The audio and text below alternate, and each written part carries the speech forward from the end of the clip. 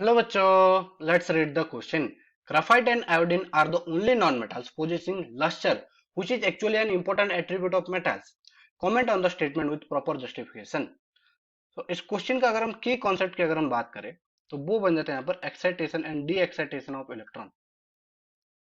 Excite क्या हमको देखना होता है यहाँ पर excitation and D excitation of electron. D excitation of electron. तो अब हमको समझना पड़ेगा कि यहाँ पर इलेक्ट्रॉन कब एक्साइट कब होते हैं और डी एक्साइट कब होते कब है।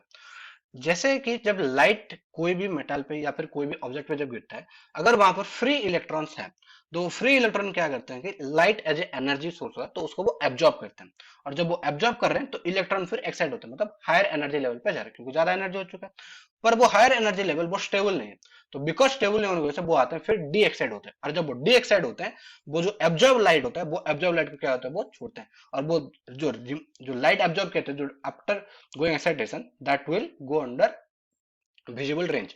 और जब विजिबल रेंज पे आते हैं तब हमको क्या देखने को मिलता है, शाइनिंग नेचर। तो यहाँ पर क्या लिखेंगे, when electrons absorb light, when electrons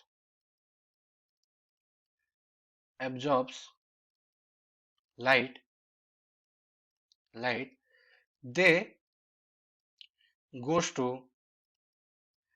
excited state में यहाँ पर ज्यादा एनर्जी हमको देखने को मिलती है एक्साइटेड। पर ये एक्साइटेड स्टेट बहुत ज्यादा अनस्टेबल होता है excited, but this state is very unstable,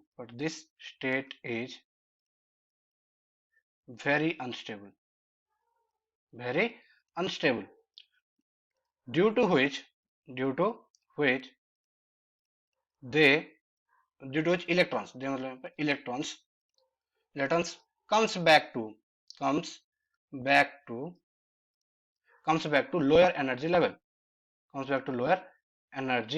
जिसको हम कहते हैं डी एक्साइटेशन यहाँ पर कहा जाता है। अब बिकॉज डी एक्साइटेशन में the absorb light the absorb absorb light जो अभी हमने देखा, the absorb light will will अब जो एब्जॉर्ब लाइट वो हमको क्या होगा, अब वो जाएगा हमारे, बिकॉज वो अभी क्या विजिबल रेंज में है तो हमको देखने को मिलेगा shining nature. The absorb light will gate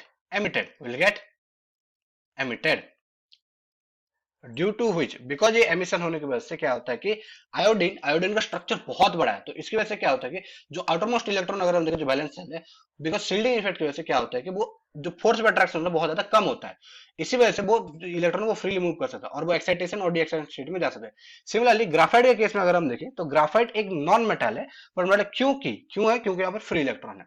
तो क्या लिखेंगे, बोथ, क्या हो जाएगा यहाँ पर both both iodine and graphite have free electrons होने की वजह से यहाँ पर क्या होता है अगर हम देखेंगे, बिकॉज फ्री इलेक्ट्रॉन्स है तो हमको मेटालिक लस्टर देखने को मिलता है, जो शाइनिंग नेचर हमको देखने को मिलता है। I hope you understood well, best of luck.